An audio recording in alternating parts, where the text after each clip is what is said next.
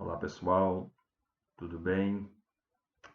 Olha, a gente está aqui na torcida esperando que em breve a gente retome as nossas atividades normais na sala de aula, mas enquanto isso não é possível, por determinação do próprio governo ou do próprio Estado, a gente vai se virando de outras formas.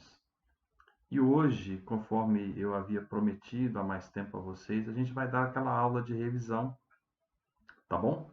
A gente vai rever os tópicos que a gente tratou até agora. É lógico que uma aula de revisão é uma aula mais rápida, né, mais sintética, mas eu vou me esforçar muito aqui para a gente dar a abordagem melhor possível para vocês, para que a gente possa se enriquecer muito aqui no tratamento da matéria.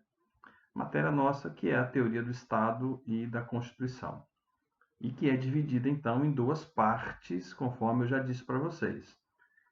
Em primeiro lugar, a gente vai estudar a teoria do Estado, a gente já está estudando a teoria do Estado, e depois a gente vai estudar a teoria da Constituição. Nós já estamos, na verdade, quase terminando a parte da teoria do Estado, e daqui a pouquinho a gente começa a falar da teoria da Constituição. Vamos lá. Uma coisa que eu sempre gosto de enfatizar com os meus alunos, quando a gente fala de teoria do Estado, para ajudar o aluno a perceber o que é o Estado, eu sempre gosto de dizer então que o Estado está presente na nossa vida mais do que às vezes a gente se dá conta, não é verdade? Numa roupa que você compra, numa caneta, num caderno ou no livro, o Estado está presente porque embutido no preço daquilo que você comprou está o imposto, que é um valor que você paga para o Estado, sem que você perceba. O Estado foi lá e entrou dentro da sua carteira, dentro do seu bolso e tirou um valor que você pagou sem perceber. Você achou que estava pagando só aquele produto, mas não. Parte daquele dinheiro que você entregou para o comerciante não é do comerciante, é do Estado, que o Estado cobrou de você. Mas existem questões mais cotidianas que revelam também a presença do Estado na nossa vida, como, por exemplo, nas regras de trânsito, né? Limitação de velocidade, semáforo com luzes vermelhas, amarelas e verdes, enfim, as regras de trânsito, regras que dizem respeito ao funcionamento da família. As famílias, tudo bem, elas têm uma liberdade, cada família tem a sua história, mas existem leis que regulam o funcionamento da família, até os relacionamentos afetivos, né? De alguma maneira são controlados pelo Estado. Enfim, o Estado ele nos envolve, ele condiciona o nosso comportamento, ele traz limitações à nossa liberdade, ele nos impõe certas ações. O Estado, enfim, está presente em tudo que a gente faz. Mas para a gente entender o Estado e a teoria do Estado, a gente tem que falar primeiro da sociedade. E vocês devem se lembrar que a gente estudou aí nas nossas aulas, ao longo dessas semanas para trás aí, a origem da sociedade. E existem duas teorias básicas para explicar o surgimento, melhor dizendo, a origem da sociedade.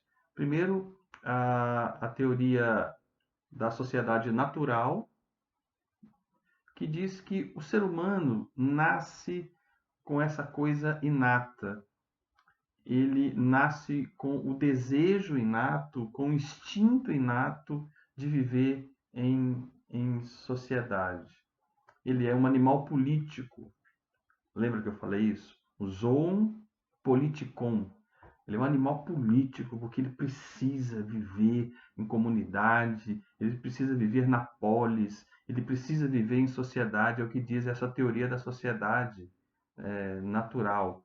Ele é, segundo essa teoria, alguém que nasce com o instinto natural da vida em sociedade.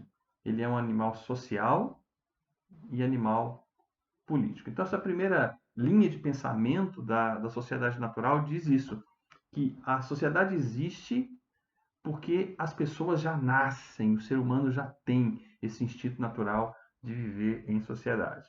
Mas existe um outro modo de de se pensar isso, que são as teorias contratualistas, ou que dizem que a sociedade, elas existem não porque há uma tendência natural humana, mas por um ato de vontade.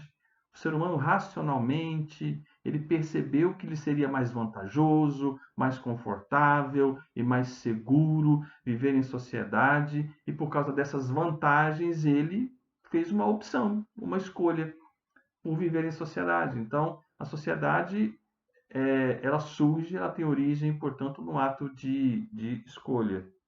E há alguns pensadores que é importante a gente relembrar com vocês, como, por exemplo, Thomas Hobbes. Lembra que a gente falou? Hobbes tem algumas frases, né, algumas expressões famosas. Uma delas, o homem é o lobo do homem, para significar que os homens vivem em constante conflito, em estado de constante guerra, conflito entre eles, e por causa disso é necessário, é necessário para que haja alguma possibilidade de convivência real entre os homens, é necessário que haja um poder que o controle, um poder visível que o controle. E esse poder visível acaba sendo o Estado, que a gente vai estudar um pouquinho mais para frente, e vamos falar hoje ainda sobre ele, já alguma coisa sobre ele, mas é necessário então que o homem tenha um poder que ele identifique como superior a ele, em relação ao qual ele tem alguma parcela de medo, para que a sociedade então consiga viver. Então o homem aceita se submeter a esse tipo de poder para que a sociedade exista. Lembra que a gente falou do Leviatã, o grande monstro, né, que nos causa medo, que nos causa temor, que nos causa terror. E muitas vezes eu deixo de fazer certas coisas ou faço certas coisas, não é porque eu sou assim ou assado, mas porque eu tenho medo do monstro. Eu dei um exemplo para vocês entenderem bem isso. Você está andando assim numa reta, numa rodovia, o asfalto novinho, bacana. Você está com aquele carro novinho, você está andando a cento e tanto por hora, 160, 170 quilômetros por hora, mas ali o limite de velocidade é 80. Você não está nem aí. Você está querendo curtir o seu carrão e está indo embora. De repente você olha lá no final da reta, você vê um giroflex, né, aquela luz de uma viatura. Aí você, o que, que você faz? Você vai reduzindo a velocidade, e aí quando você está passando perto, é uma blitz da polícia rodoviária, e você passa dentro da velocidade, bem devagarzinho, dá um aceno para o guarda, parabeniza ele porque está fazendo um trabalho bacana, garantindo a segurança de todos. Por que, que você voltou a velocidade para o limite normal? Você tem medo do monstro te pegar, te multar, te prender, tomar seu carro. E aí, quando você admite que haja, então, um poder visível que venha garantir uma certa possibilidade das pessoas viverem em conjunto, você está vendo, então, que criar a sociedade seria um ato de escolha. Uma visão pessimista de Hobbes, né, com relação a nós, aos seres humanos, mas é interessante pensar nisso, não é?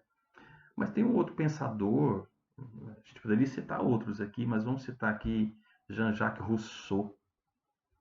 Rousseau também é um contratualista, do mesmo jeito que Hobbes. Mas Hobbes, que é o teórico do pensamento absolutista, é, pensava diferente de Rousseau, que é o teórico do pensamento democrático. E, embora tenham em comum os dois a ideia de que a sociedade é um ato de escolha do homem, há uma diferença essencial de Rousseau com relação a Hobbes, pelo fato de que Rousseau vê o homem como bom. O homem é bom, essa coisa de lobo do homem, não, ele não aceita isso. O homem é bom e esse homem bom, resolve criar a sociedade, resolve estabelecer convenções, regras de convivência, para que haja o bem de todos, porque assim a gente vai viver melhor. E a sociedade é criada nessa perspectiva russoniana, né, de Rousseau, em torno de dois valores essenciais, que são a liberdade e a igualdade. Olha que interessante. A viver em comunidade, viver em sociedade, se justifica do pensamento de Rousseau na busca que se deve ter de dois valores essenciais, né? A liberdade e a igualdade. Há uma influência interessante desse pensamento na Revolução Francesa, por exemplo, a Declaração dos Direitos do Homem e do Cidadão, que é o documento áureo da vitoriosa Revolução Francesa, começa dizendo que todos os homens nascem livres, olha a liberdade, e iguais, olha a igualdade. Muito bem. Vamos pensar mais um pouquinho sobre a sociedade. A gente viu aqui que a origem dela pode ser entendida de duas maneiras. Primeiro, a sociedade natural, o homem nasce com essa tendência natural, ou não, ele não nasce com essa tendência natural, e é um ato de escolha, é um um contrato invisível que as pessoas estabelecem umas com as outras para criar a sociedade. Nós vamos apontar com vocês agora três elementos característicos para a gente entender um pouco melhor a vida em sociedade. O primeiro deles, a finalidade. Sabe? A sociedade, de fato, muito mais do que um simples agrupamento, ajuntamento de pessoas, há uma sociedade, de fato, quando esse agrupamento tem uma finalidade, ou finalidades no plural. E aí eu trago para vocês como exemplo a sociedade brasileira. A nossa sociedade, a brasileira, ela tem finalidades. E mais que isso, essas finalidades foram colocadas, sabe onde? Sabe onde? Na Constituição Federal. Você pode aí pegar a sua Constituição, abre aí no artigo 3º da Constituição Federal Brasileira, ela é de 1988, está em vigor, e o artigo 3º fala assim: são objetivos fundamentais da República Federativa do Brasil. Objetivos e finalidades têm o mesmo sentido. A Constituição está dizendo, então, que a sociedade brasileira tem os seguintes objetivos. Só para ilustrar melhor, para você entender o que é uma sociedade que tem finalidades ou objetivos, o que está dizendo lá no artigo 3º da Constituição? Quais são esses objetivos? Construir uma sociedade livre, justa e solidária. Pronto. Está dizendo que essa sociedade tem que ter por finalidades a construção que gire a construção dela mesma, da própria sociedade, que é um ato constante de construção, contínuo de construção, que gira em torno de valores como liberdade, justiça e solidariedade. Liberdade, justiça e solidariedade. Está lá na Constituição. Mas não apenas isso, fala lá em garantir o desenvolvimento nacional. Quer dizer, nós temos que buscar, nós brasileiros, nós somos mais de 200 milhões hoje, uma mega sociedade, grande, gigantesca. Essa sociedade brasileira tem que buscar o desenvolvimento nacional, ou seja, da nação inteira, de todos os brasileiros, em todas as regiões, em todas as cidades. Somos 5.532 municípios, somos 26 estados, mais o Distrito Federal. São tantos brasileiros e brasileiras, homens, mulheres, idosos, jovens, crianças, enfim, tem que buscar o desenvolvimento nacional, que é diferente de crescimento econômico. Desenvolvimento quer dizer é algo inclusivo, em que a geração de riqueza vai resultar na melhoria de vida de todos, de todas as pessoas. Mas para por aí? Não. Ela fala também que tem que reduzir, melhor dizendo, tem que erradicar a pobreza e a marginalização, erradicar e arrancar pela raiz, né? E reduzir as desigualdades sociais e as desigualdades regionais. Então, eu estou apenas exemplificando para dizer que é elemento característico de uma sociedade que ela defina, mesmo que não seja num documento escrito como nós, que temos isso escrito na Constituição, mas que a sociedade defina quais são as suas finalidades. Bom, esse é o primeiro elemento característico, então, a finalidade. Bom, o segundo elemento característico é a manifestação de conjunto ordenadas, essas manifestações de conjunto ordenadas, ou se você preferir, manifestações ordenadas de conjunto, a ideia de conjunto. Uma sociedade não é só uma amontoada de gente, tem que ter organização, tem que ter essa ideia do todo, do conjunto. E para facilitar a sua compreensão sobre o que eu estou falando para ti, escuta, eu vou também pegar o caso da sociedade brasileira e também vou trazer aqui para a conversa com a gente a Constituição Federal, tá bom? Olha só, é, tem que ter organização, tem que ter ideia de conjunto. Então, o que a nossa Constituição faz, por exemplo? Ela diz o seguinte: olha, nós somos um Estado federal. Isso quer dizer que eu tenho um poder central que está em Brasília, mas eu tenho poderes nos estados, eu tenho poderes nos municípios e todos eles são autônomos. E dentro de cada um desses poderes eu tenho ou três instâncias, ou três esferas. Eu tenho também, desculpa, eu tenho também o poder legislativo, o poder executivo, o poder judiciário, e a Constituição fala que eles são independentes, eles também são harmônicos entre si. Percebeu? Então, não é só um tanto de gente aqui dentro. Esse tanto de gente que está aqui dentro resolveu de que maneira que eles vão se organizar.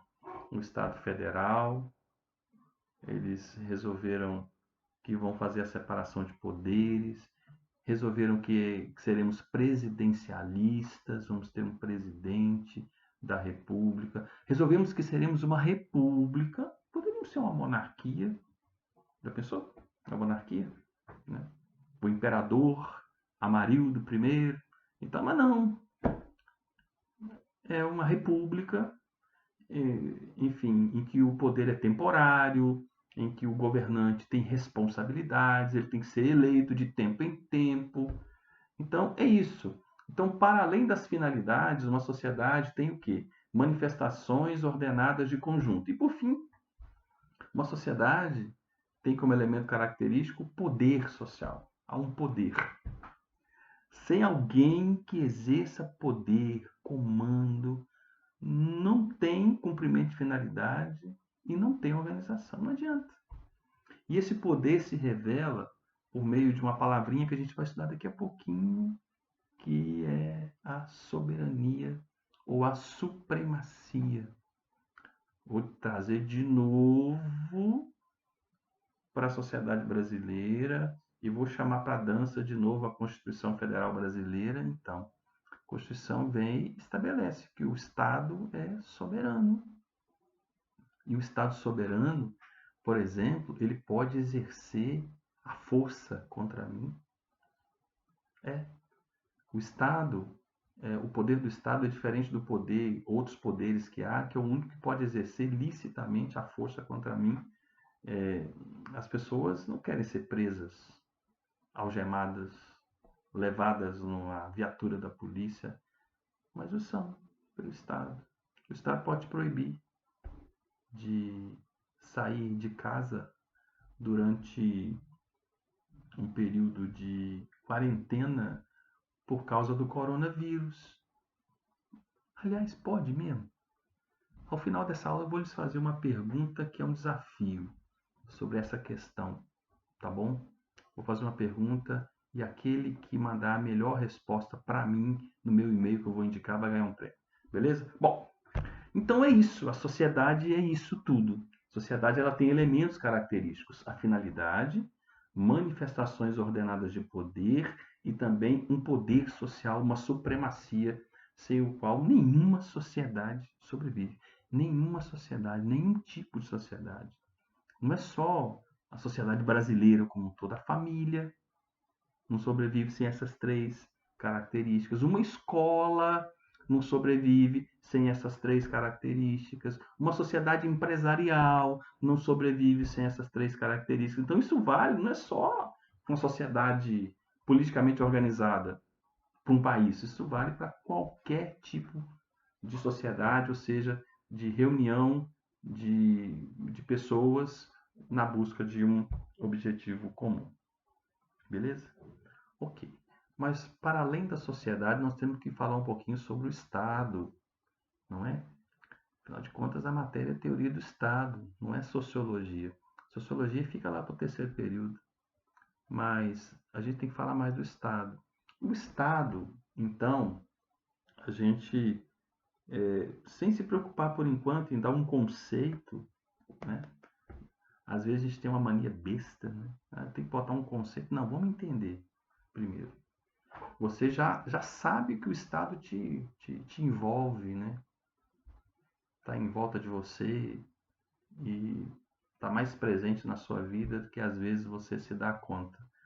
Então, mas eu quero começar com vocês aqui nessa questão do Estado, nessa revisão que a gente está fazendo, lembrando que o Estado ele tem uma origem.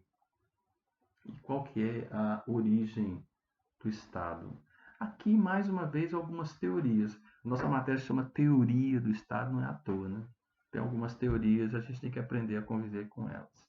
Primeiro, uma corrente de pensamento que diz que o Estado sempre existiu. É mais ou menos assim, bom, se tem lá um grupo de pessoas e alguém que manda, mesmo que as regras sejam precárias, pronto, já é o Estado. Então, o Estado, na verdade, desde que existe ser humano, existe Estado. Tá bom, é um jeito de pensar. Ah, uma outra corrente de pensamento diz que não. O Estado é um fenômeno historicamente identificável. Identificável não quer dizer identificado. Eu não posso chegar e dizer o Estado foi criado no dia tanto, do ano tanto. Não, não é isso que eu estou dizendo. Estou dizendo que não existia o Estado. Em determinado momento da história, ou em determinados momentos distintos da história, em locais diferentes, de jeito diferente, o Estado foi criado, ou os estados, diferentes estados foram sendo criados.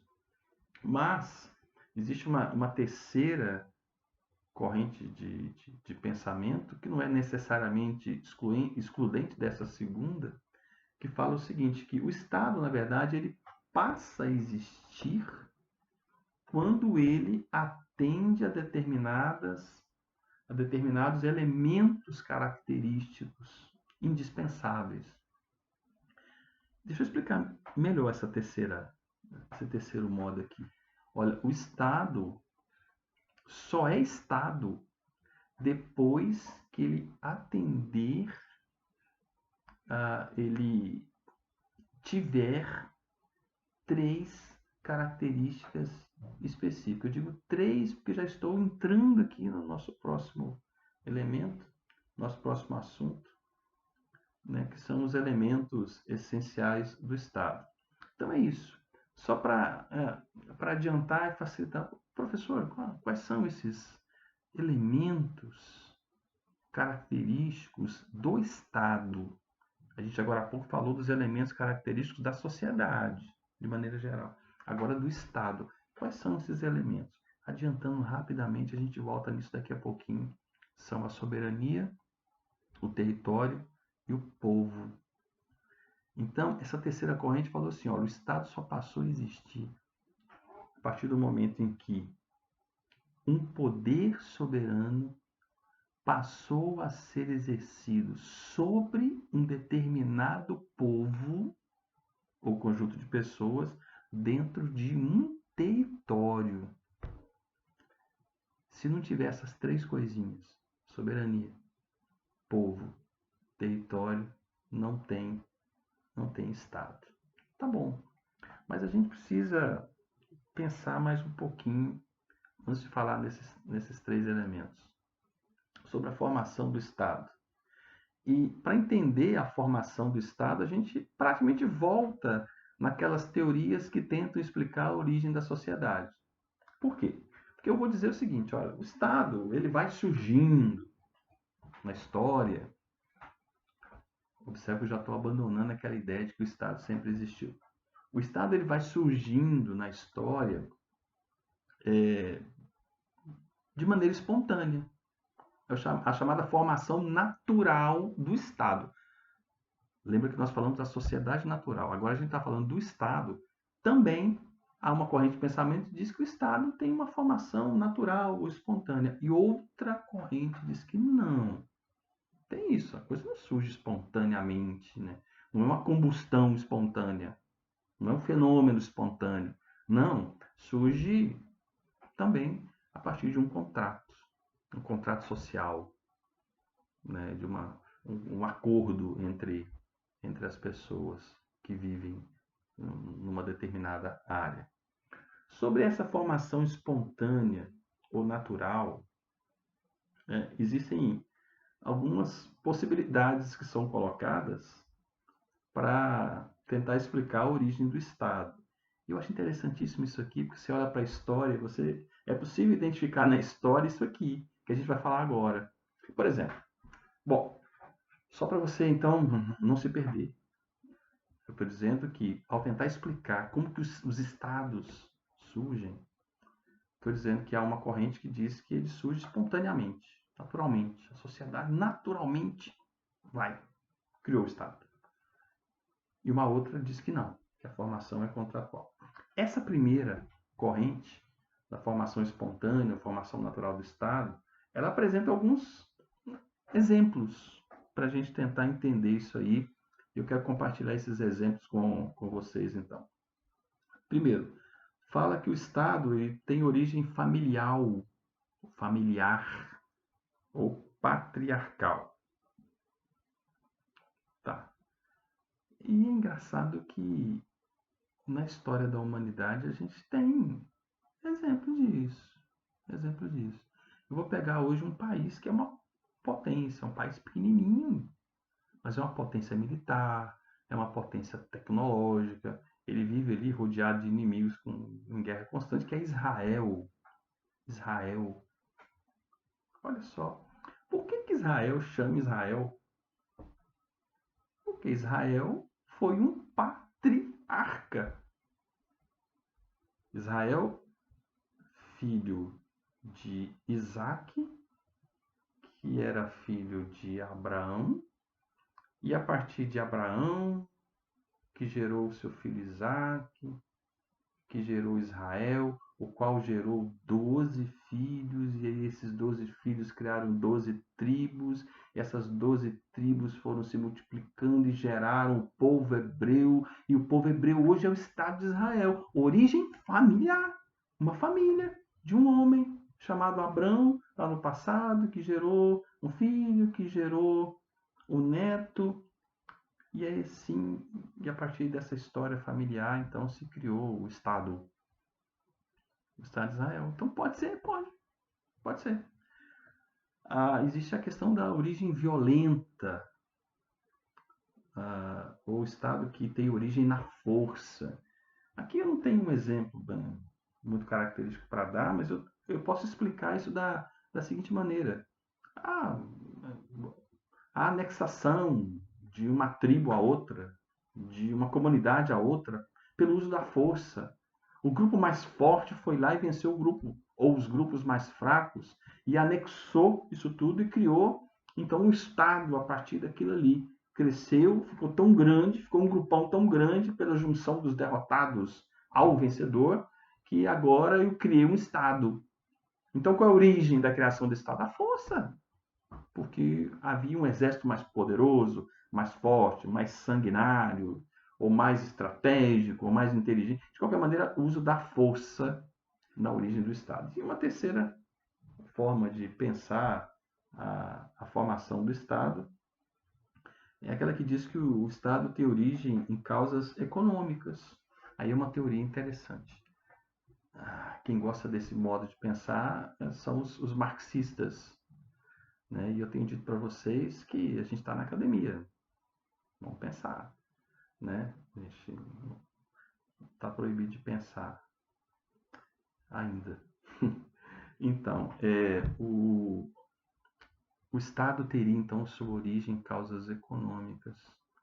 A verdade, o que aconteceu foi que alguém juntou mais, alguém teve mais destreza na acumulação de riquezas, enquanto outros foram se empobrecendo e alcançando miséria, outros foram se enriquecendo, e aquele que foi alcançando miséria passou a depender do que se enriqueceu, um povo mais pobre, uma comunidade mais pobre, ou uma horda, ou uma família, ou uma tribo, um conjunto de tribos mais pobres foi dependendo da tribo mais rica e foi submetendo, depois se escravizou, por fim se virou súdito e por fim perdeu o território para aquele que tinha o poder econômico. O Estado, então, teria origem nessa teoria em questões econômicas, já que assim, o pensamento marxista é que o Estado existe para isso, para conservar o poder econômico na mão de quem já tem, é por isso que eles combatem tanto o Estado, o socialismo, né? Defende aí a extinção do Estado. Tá bom, professor, mas aqui, esses estados que tem no mundo hoje, como é que foi exatamente, professor, o processo de, de criação deles, assim, para a gente entender um pouco melhor? Eu acho que é bacana mesmo. Se você me perguntasse isso, eu ia gostar, porque seria uma pergunta bacana, né? Aliás, uma das coisas que eu sinto falta da sala de aula é isso, né? É tão bom, o aluno pergunta, faz colocações, eu gosto dessa interação, né?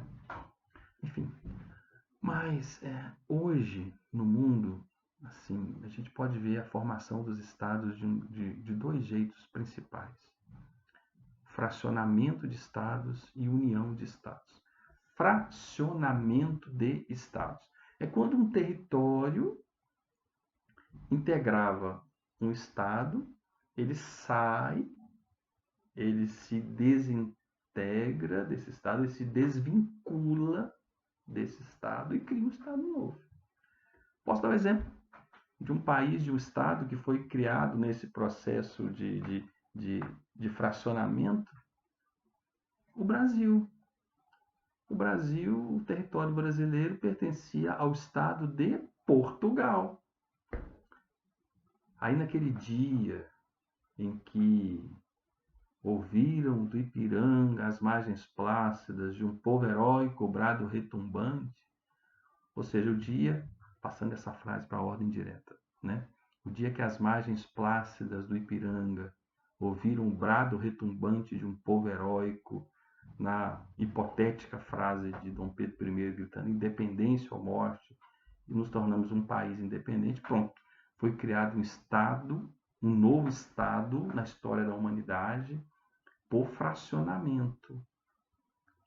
Aquele pedação de território maior que o da metrópole, aliás, pronto, já não é mais de Portugal, criou um Estado novo. Nós temos exemplo também, um pouco mais recente, mas antes de a maioria de vocês terem nascido, que é o caso da antiga Iugoslávia, que com a queda do Muro de Berlim em 89, todo aquele processo de dissolução e de perda de poder da União Soviética, a Iugoslávia foi fracionada em diversos estados, como a Sérvia, Montenegro,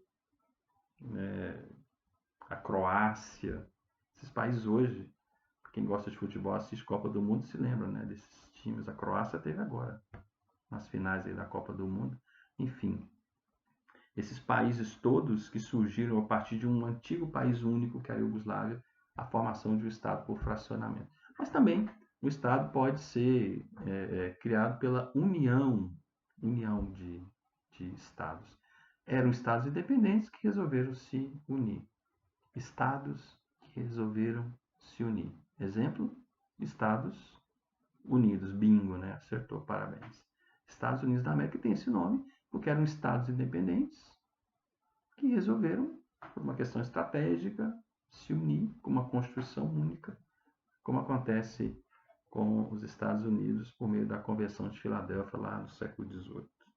Beleza? Então, vamos lá e para a gente caminhar para encerrar essa aula de revisão, se revisar, só a gente vai ver agora a evolução histórica do Estado. Gente, quando eu falo de evolução histórica, por favor, a história não é linear. Eu vou dar aqui algumas fases, entre aspas, por assim dizer, do Estado. Não vou dizer que, bom, em determinada época, no mundo inteiro, foi aquele Estado ali só que existiu, e é só daquele jeito ali. Não, são marcas principais. Então, muito mais importante do que a questão cronológica, a questão do tempo, é você entender essas características E talvez você perceba que ainda hoje a gente percebe algumas características dessas fases, algumas anteriores a Cristo, por exemplo, e que são percebidas ainda hoje em alguns estados. Então, essas características estudadas com vocês em sala de aula, isso aqui é só uma revisão, né? Essa classificação que a gente quer passar para vocês é essa. Primeiro eu tenho o estado antigo. O estado antigo, ele era basicamente teocrático e unipessoal.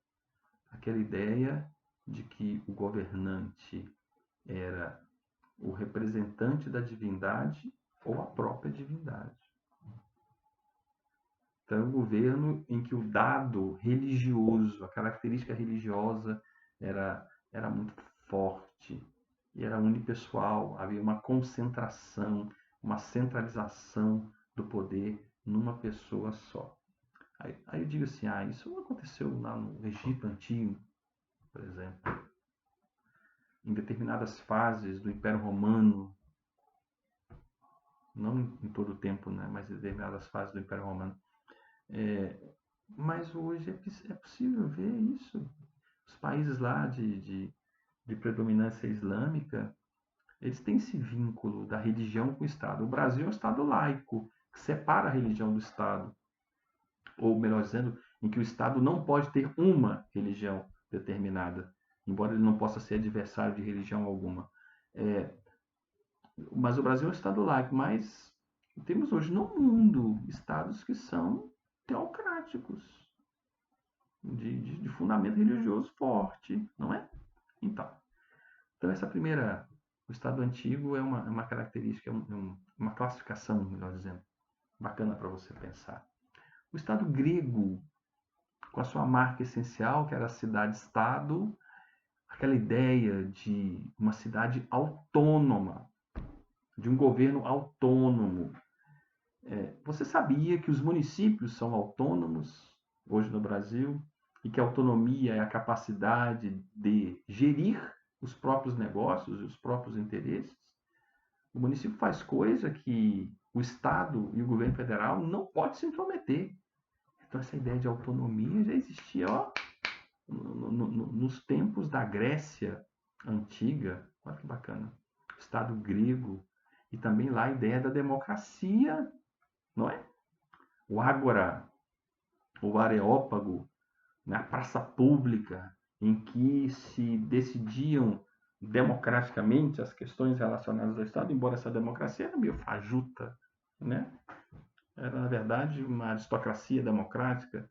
Era só algumas pessoas, enfim, que podiam de fato participar. Não eram todos os moradores da cidade, mas enfim, a ideia de democracia, de participação se avultou e a gente tem uma herança hoje disso aí, desse Estado grego.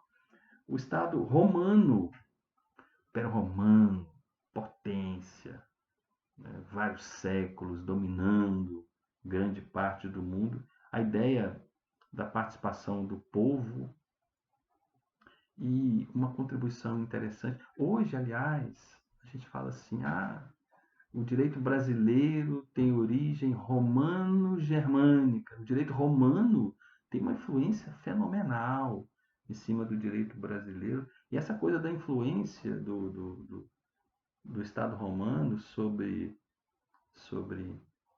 o mundo inteiro começou lá mesmo, no tempo da existência do Império Romano, em que ele buscava a integração jurídica de todas as regiões que ele dominava. Vou te dar aqui um exemplo que eu acho que você vai se surpreender. Talvez nem tanto, porque a gente já falou isso em sala de aula. Se você prestou um pouquinho que seja de atenção, você vai lembrar. E se você não se lembrou, estando na sala, é porque você não prestou atenção. Mas olha só, você se lembra, você conhece alguma coisa, claro que você conhece, do julgamento de Jesus. Jesus Cristo os judeus queriam condená-los à morte, mas Israel estava dominado, subjugado pelo Império Romano, fazia parte do Império Romano, foi anexado pelo Império Romano. Só que nas leis romanas, só os romanos poderiam condenar alguém à morte.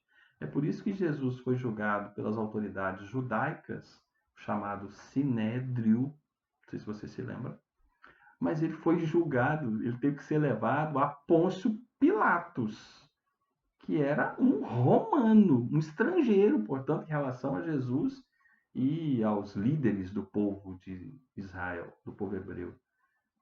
Mas por que isso?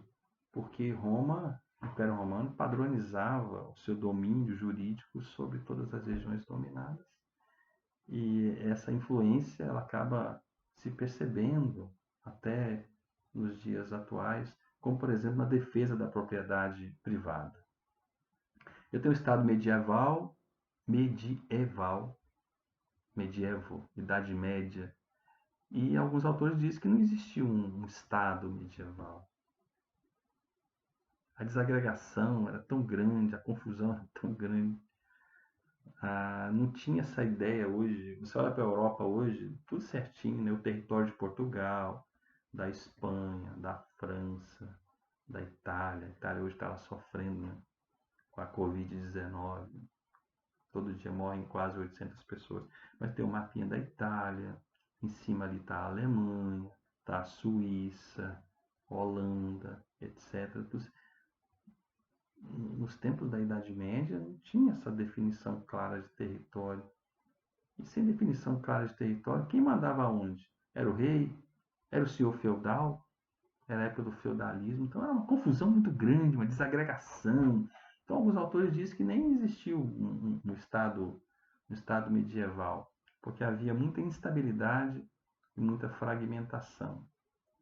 Um período interessante, em que havia três fatores sociais fundamentais para se entender isso aqui. O cristianismo, né, o fator religioso era fortíssimo na Idade Média, e a igreja tinha pretensões de fato de exercer o governo temporal sobre todo o mundo, seria a chamada cristandade, essa perspectiva de dominar tudo e todos existia por parte da igreja, gerando inclusive revoltas e tal, e cismas com a igreja. As invasões bárbaras, e os bárbaros chegavam em determinadas regiões e eles tinham umas ideias assim, meio revolucionárias, falavam assim, vocês podiam ficar independentes aqui, rapaz, essa coisa de ficar em igreja católica e tal, e dependendo do estado tal, do senhor feudal tal, então isso contribuiu, inclusive, para a atual divisão, né, geopolítica hoje da Europa.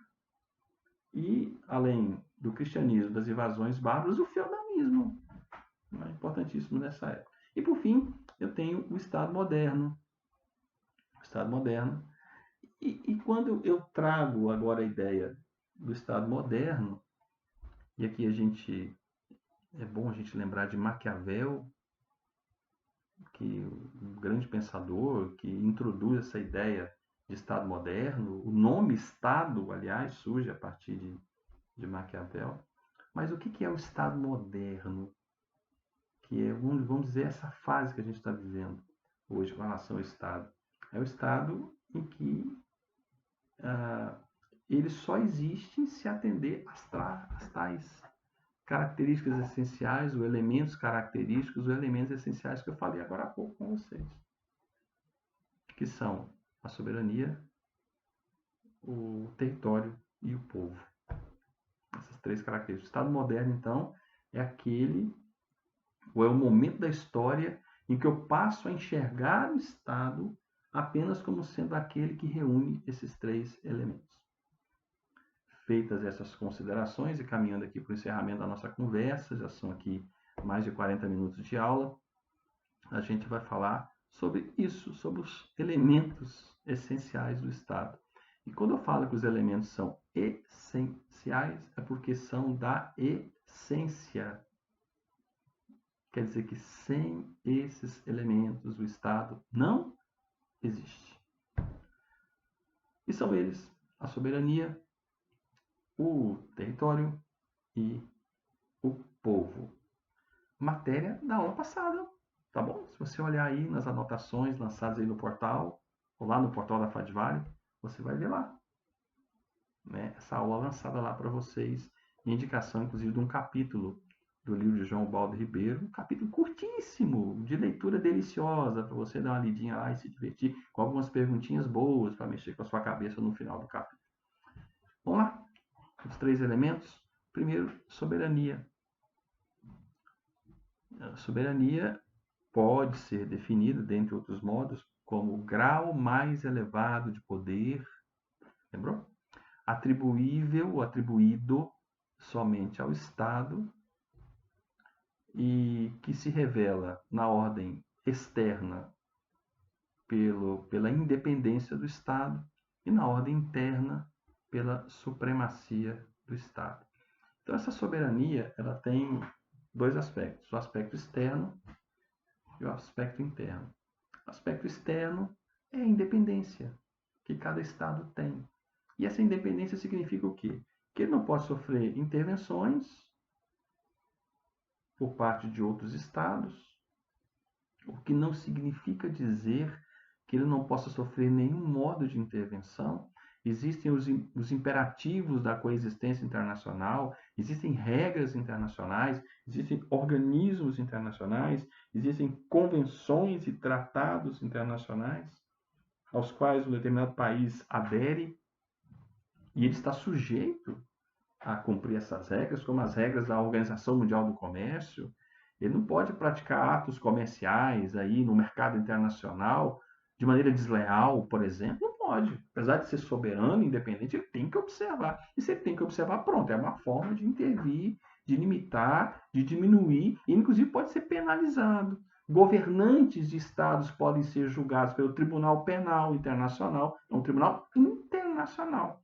Então, quando eu falo que ele é independente, que ele não pode sofrer intervenção, essa não é uma regra absoluta. Existem exceções a isso e é bom que existam. Então, a não intervenção, a autodeterminação, cada povo, cada Estado tem o direito de escolher de que maneira que ele quer viver. Se ele quer ser capitalista, se ele quer ser socialista, se ele quer ser teocrático, se ele quer ser democrático. Autodeterminação. É isso. É soberania. Igualdade é uma outra consequência dessa soberania. A igualdade, ou dessa independência. A igualdade. Os Estados são juridicamente iguais. Ainda que haja uma certa hipocrisia na ordem internacional, as potências econômicas e hegemônicas normalmente são tratadas de modo diferente, pelo menos teoricamente, e na maioria dos casos, desculpa aí, gente, na maioria dos casos, os estados são tratados de maneira igual. Mas a soberania também se verifica na ordem interna. Na ordem interna, ela é sinônimo de supremacia. O Estado está no topo, está lá em cima. O Estado me impõe abstenções, que é aquilo que eu sou obrigado a não fazer. O Estado me impõe o que fazer, coisas que eu sou obrigado a fazer, como pagar imposto, por exemplo. E você só paga imposto porque você é obrigado. E às vezes você nem percebe que está pagando. Né? Ninguém, tipo assim, acorda de manhã cedo, senta na cama, fala assim, nossa, que dia maravilhoso, está tão maravilhoso que me deu uma vontade louca de pagar impostos ao Estado de Minas Gerais. Hoje eu resolvi pagar imposto. Não, ninguém, isso não é. Você paga porque é uma imposição. É o exercício da supremacia do Estado, que é a característica da soberania na ordem interna, conforme eu falei no comecinho dessa aula. Bom, a soberania é o primeiro elemento essencial. O segundo elemento essencial é o território. O território é o espaço delimitado em que atua a soberania do Estado. É o espaço de aplicação da soberania do Estado. Quando você responde a seguinte pergunta, onde se aplica a soberania do Estado? Esse onde é onde? É no território. Agora, o território ele vai para além da porção continental, aquela grande porção continental do país, que é o caso do Brasil, está aqui na América do Sul, por exemplo, com todo o seu litoral olhando para o leste, né, para o Oriente, para o Oceano Atlântico, no caso. O território brasileiro não é só esse grande território que vai do Rio Grande do Sul, essa grande extensão territorial, melhor dizendo, que vai do Rio Grande do Sul, passando aqui pelo Nordeste, lá em cima, Fortaleza, Piauí, vai chegar lá no Roraima, no Acre. Não, não é só isso.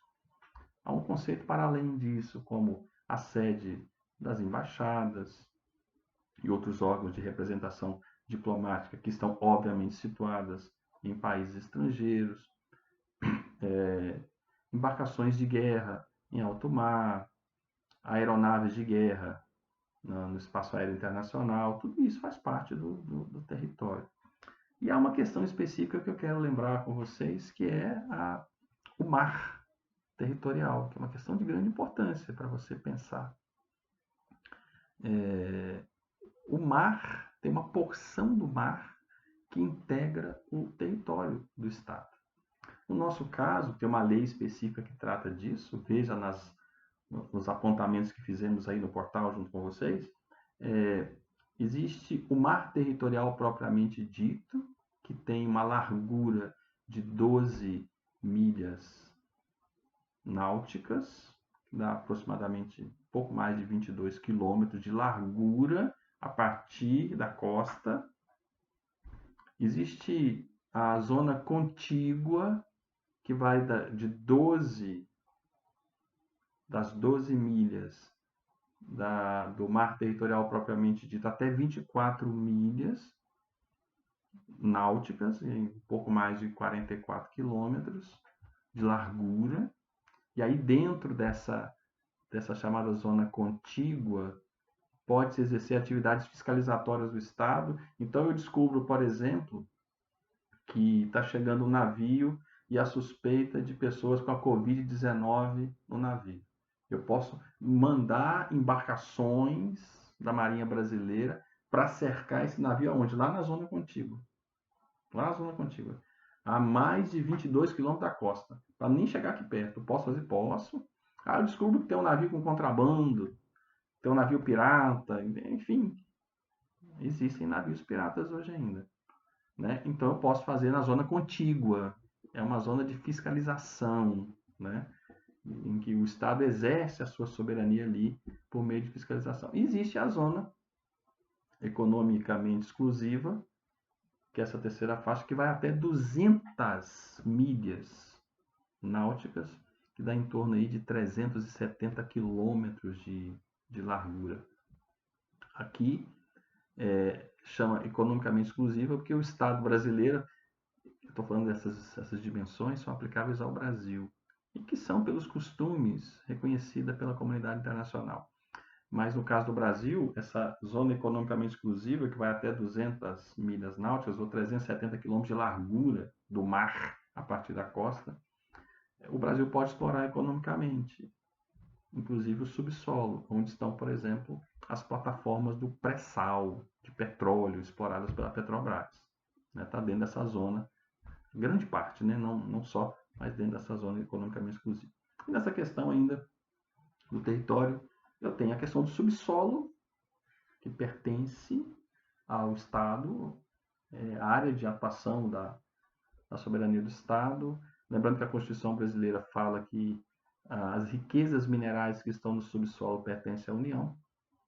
Eu tenho também, para além do subsolo, o espaço aéreo também faz parte do território.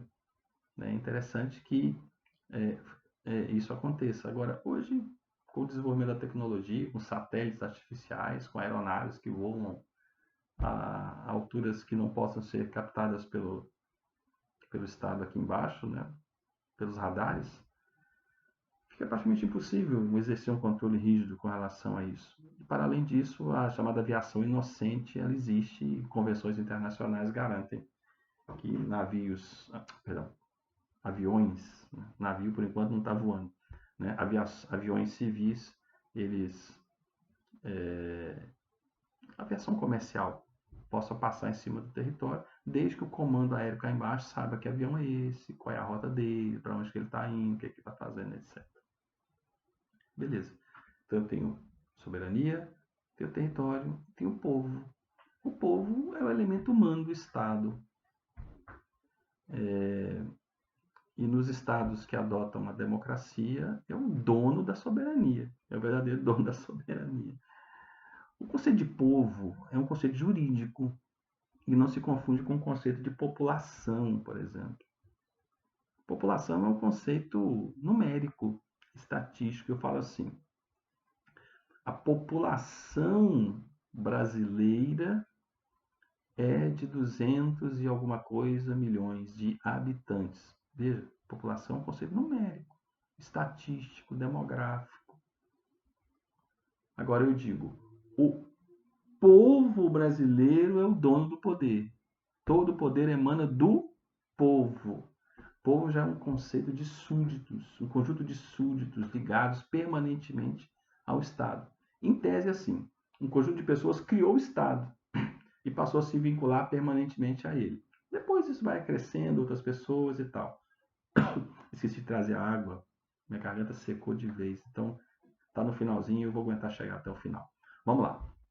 Então, o que acontece? O povo é o conjunto de pessoas vinculadas permanentemente ao Estado. E essas pessoas vinculadas permanentemente ao Estado têm um outro nome, são os nacionais. São aqueles que têm a nacionalidade daquele país. Então, quem são aqueles que integram o povo de um Estado?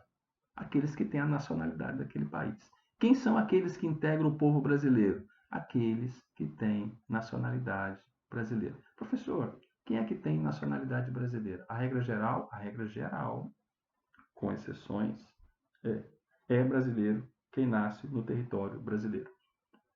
Ou como diz o artigo 12 da Constituição, você confere lá, tá? Artigo 12 da nossa Constituição, é brasileiro quem nasce lugar, né? Na República Federativa do Brasil.